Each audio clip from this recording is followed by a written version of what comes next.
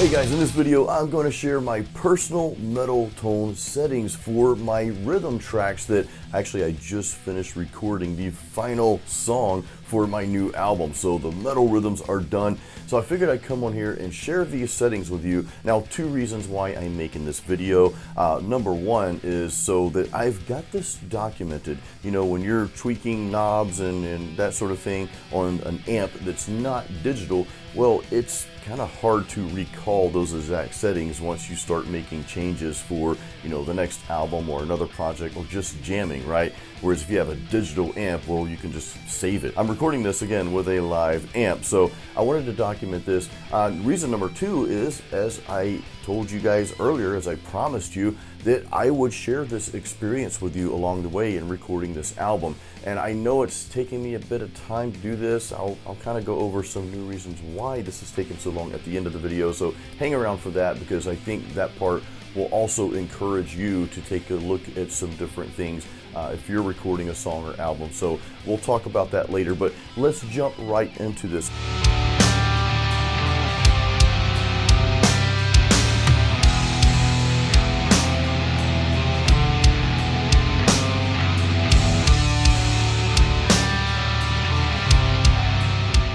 I am recording with my EVH 5153 amp. I've got the 50 watt head. This is the EL34 tube version. 50 watt head, this is a 3-channel. Of course, I'm using the fire-breathing red channel here. You may be surprised that I don't have the gain cranked all the way up on this thing. We'll get to that. I'm also using the matching 212 cabinet. And another piece of hardware here is I'm miking this up with a good old Shure SM57 mic.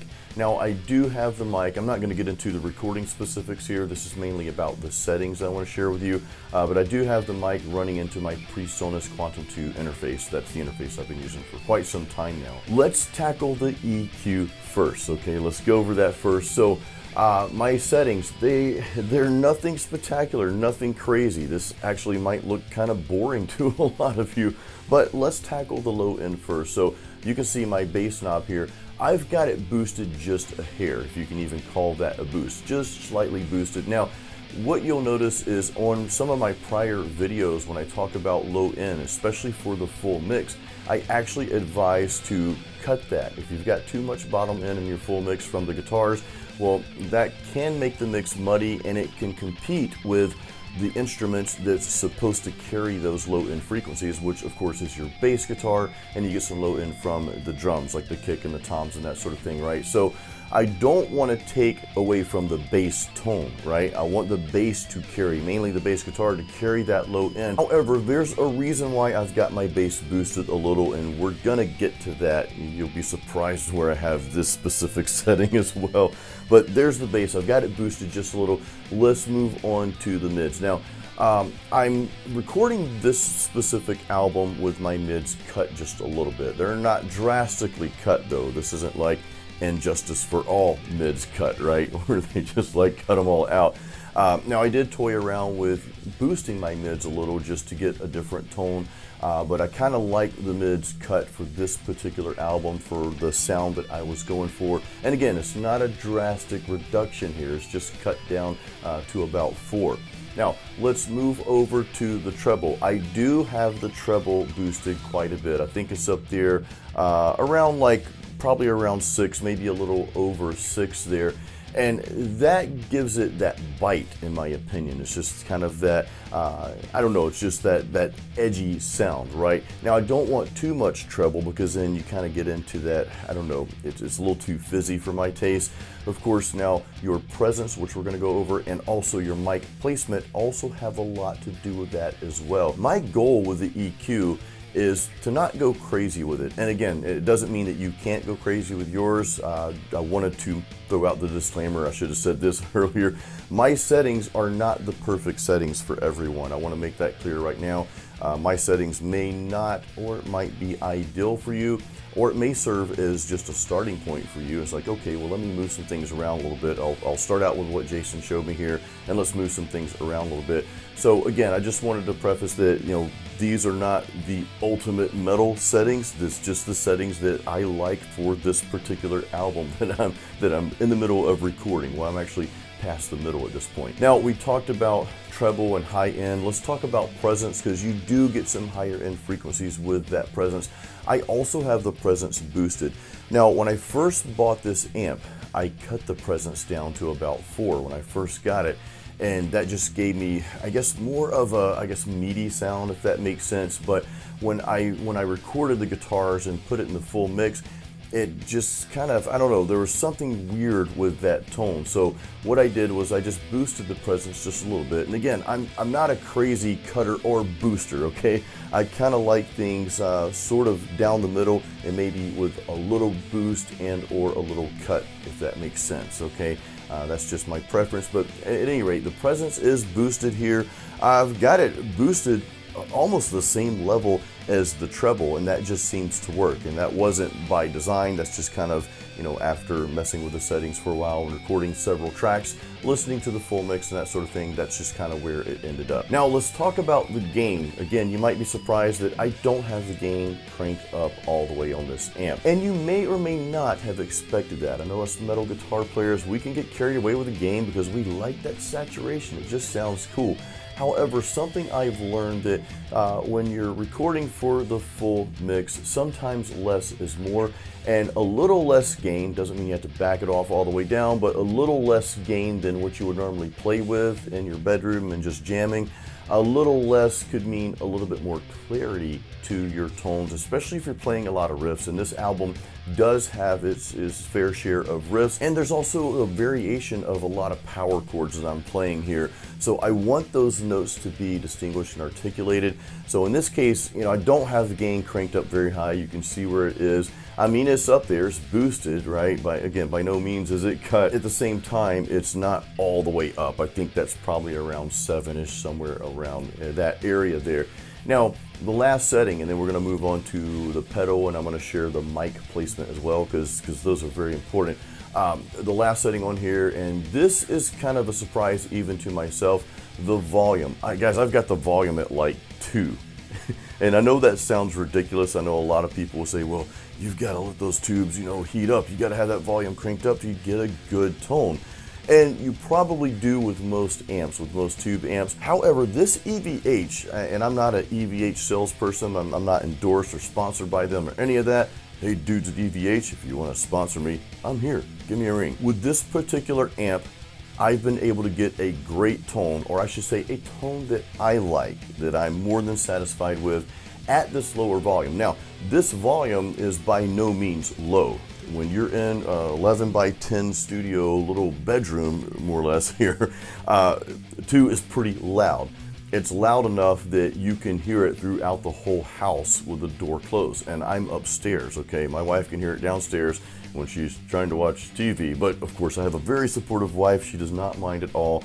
But anyway, 2 is actually pretty loud. Now, of course, yeah, I could crank it up more, but I'm able to get a really good tone that I like and get that captured in the studio with the volume where it is. So I'm like, okay, hey, it works, and if it ain't broke, don't fix it.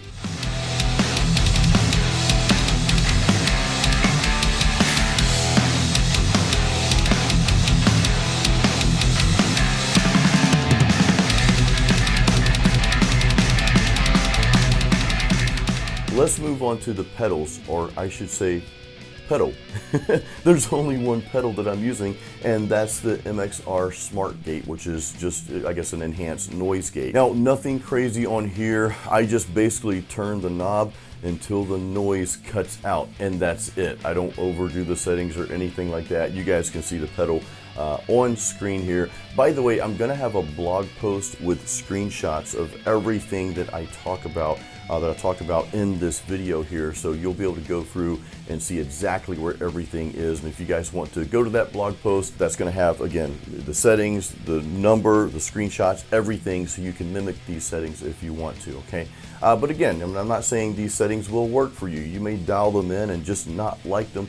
That's okay. I'm a big fan of to each their own. You know, I always try to clarify that I'm not telling you what to do. I'm just showing you what I do, and it might help you. That's the goal of this video. And of course, I'm documenting my own settings here for my own purposes in case I want to come back to this later. Again, no pedals. I don't have an overdrive. In my opinion, this amp does not need an overdrive on the red channel. Now, if you're using the blue channel, you may want to use an overdrive or you may not. I mean, it's, you know, again, it's one of those to each their own things, but I did have an overdrive at first for this amp. Even on the red channel, but it just sounds better. The red channel just sounds better to me without any overdrive. So this is about as raw of a tone as you can get here.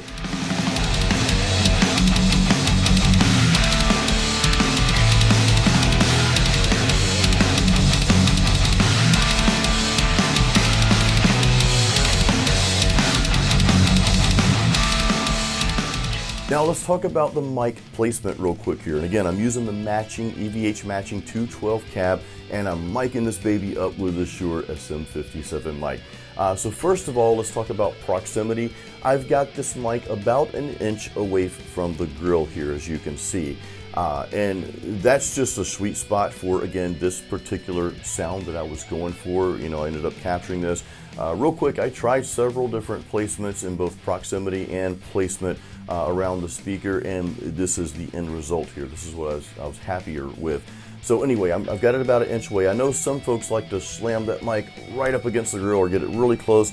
You can get good sounds with that too. You can even get good tones if you back the mic off a little bit. Just remember, the further back you go, you're getting kind of less of that in your face tone, and you're also going to capture a little bit of the room. I'm not interested in capturing any of the room in here because in my room, I'll be honest with you guys, you might be surprised to hear this, but I don't have proper sound treatment. I've got sound treatment. I've got this huge blackout curtain, and I've got a really huge cloth curtain over the closet, and there's a couple other items that do provide some treatment, but it's not like, quote, pro sound treatment in here, okay? But anyway, for what I was going for, this placement, this proximity worked really well. Now, secondly, in regards to mic placement, I've got it placed somewhere in between the cone, or the edge of the cone, I should say, and the edge of the actual speaker. It's probably closer to the cone, as you can see here on screen. One of the things you have to remember about mic placement is the closer you get to that cone, the brighter your sound is going to be, whereas the further you move it away from the cone and towards the edge, you're going to get a little bit of a darker tone. If you go too far, you're going to kind of even get like a muffled tone. So you just have to play around with that and see what fits the particular song and the vibe that you're going for. Again, you can see on screen here where my mic is. It's, you know, somewhere in between, but probably a little closer to that cone. And that just gave me the perfect storm for this album here.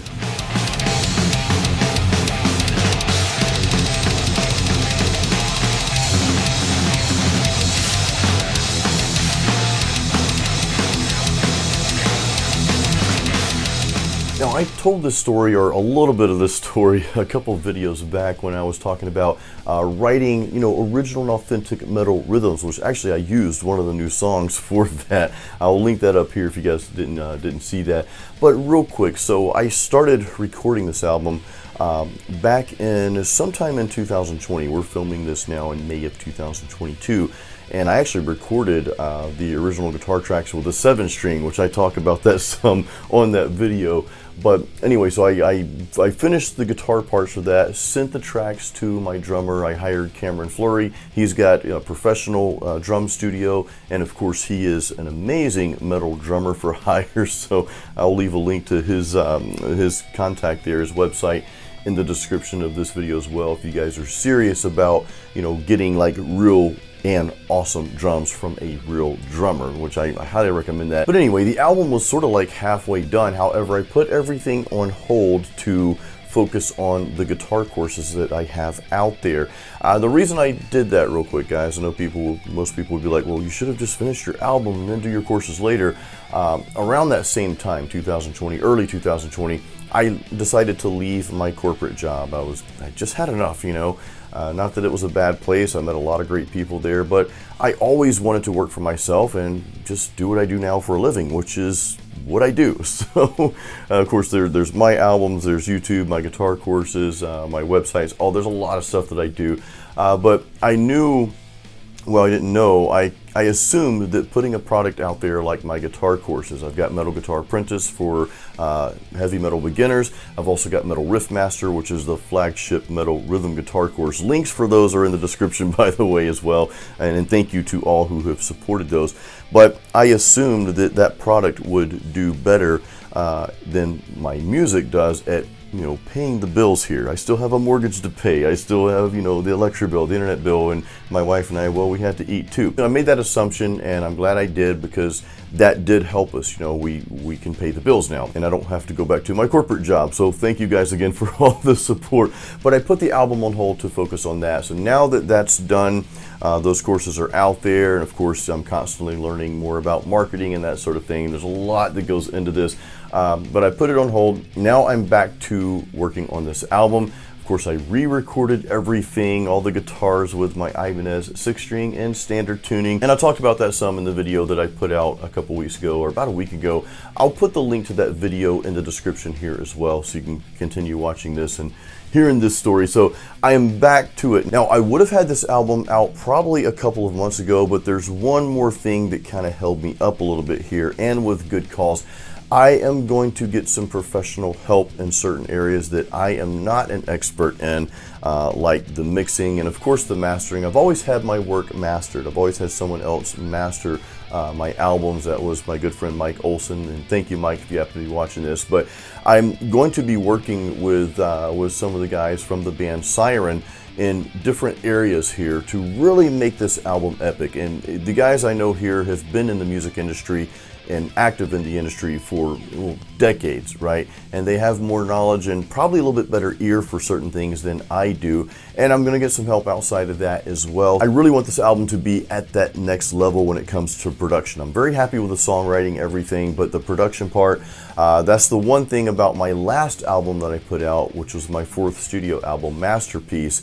That was back in 2019. I'm happy with that album. I was happy with everything, but the production, the overall production, I tried to do most everything myself except for the mastering, and I could have did a lot better job, and really I should have just gotten some help with that. So I really don't want me to be the weakest link in this album, and mainly the production part, okay? So I'm gonna get some help with that, and I bring that up to encourage you guys to realize where your strengths are, okay? Realize that, okay, you might be strong in certain areas. You might be a great guitar player, but you just might not have the ear for mixing and mastering, okay? Or some of the other production pieces that go along with that. You may be a great songwriter, but maybe you're not good with the instrumentation and the composing. Realize where your strengths are and focus even more on those to continue to build those, and then allow some help to be brought in for those areas that you're weak in or that you're not as strong in. And yes, this stuff costs money. This stuff is not free, guys, but you know, at the same time, this is your music, it's your passion, it's something that you want to put out there. You know, work harder, get another job, get a part-time job, start a side hustle. That's what I did many, many years ago before I started doing this stuff full-time. You know, do whatever it takes. If it's important to you, you will find a way, okay? You'll find a way to do what it takes. And I say that to say this: don't rely on your buddy next door who doesn't have any experience in the area that you need the expertise in, if it's something that you're serious about. So again, recognize your strengths, but also recognize your weaknesses, and allow yourself to get that help that you need in those weak areas, and that way you can just put out a really amazing product. So guys, that is all I have for you today. Thank you for watching this video. Please give this a thumbs up. Don't forget to check the links in the description of this video. My guitar courses are down there. That's how we pay the bills nowadays. And I want to thank you guys for all the support that you've given me over the past couple of years, and over the decade plus that I've had this YouTube channel. I started this thing in 2010. It was a slow moving, kind of like a snail meets turtle for the first decade, but then some good things started happening after that. So I do my best to put out content that's helpful for you guys. That's, you know, that's what I pride this channel on. So I do hope this helps you. And guys, you know what to do. Until the next video, as always, keep it metal.